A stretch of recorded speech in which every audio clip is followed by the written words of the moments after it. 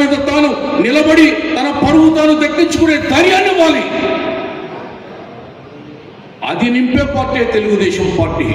ఒక్క 10 ఏళ్ళు చంద్రబాబు నాయుడు గారికి అవకాశం ఉంటే హైదరాబాదు తలదన్నే లాంటి రాజధాని, హైదరాబాదు ఎందుకు పనికి రాకుండా చేసే అద్భుతమైన ఆంధ్రప్రదేశ్ని మనకు నిర్మించిస్తారు చంద్రబాబు నాయుడు గారు. భావితరాల కోసం ఆలోచిద్దాం. నేను చెప్తున్నా, ఒక్క మద్యంలోనే, మందులోనే, లిక్కర్లోనే 99,453.5 కోట్ల రూపాయలు లూటీ చేశాడు జగన్మోహన్ రెడ్డి. డిజిటల్ పేమెంట్ లేదు. వంకాయ కొంటే డిజిటల్ పేమెంట్ ఉంది, కోడిగుడ్డు కొంటే డిజిటల్ పేమెంట్ ఉంది, అగ్గిపెట్టి కొంటే డిజిటల్ పేమెంట్ ఉంది. కానీ వేలు పెట్టి మందు కొంటే జగన్మోహన్ రెడ్డి టైంలో డిజిటల్ పేమెంట్ లేదు. ఆ డబ్బంతా ఎక్కడికి పోయింది? లారీల్లో జగన్మోహన్ రెడ్డి భార్య భారతిరెడ్డి అకౌంట్లోకి పోయింది.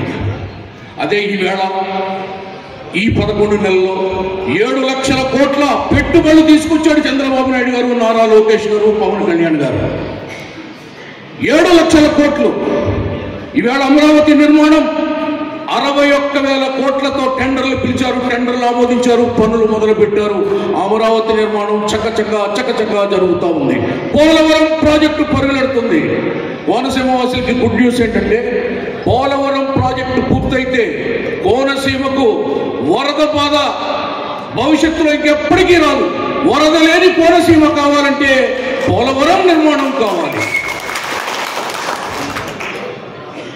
ఈ జిల్లాలు ఎడగొట్టాడు జగన్మోహన్ రెడ్డి. రాజమండ్రి జిల్లాకి ఎయిర్పోర్ట్ ఉంది, రైల్వే జంక్షన్ ఉంది, ఆదికవి నన్నయ్య యూనివర్సిటీ ఉంది, కాకినాడ జిల్లాకి పోర్ట్ ఉంది, సామర్లకోట రైల్వే జంక్షన్ ఉంది, JNTU యూనివర్సిటీ ఉంది. కోనసీమకి ఏముందండి? కోడికత్తి సీనిగడు ఉన్నాడు తాండేలంలో.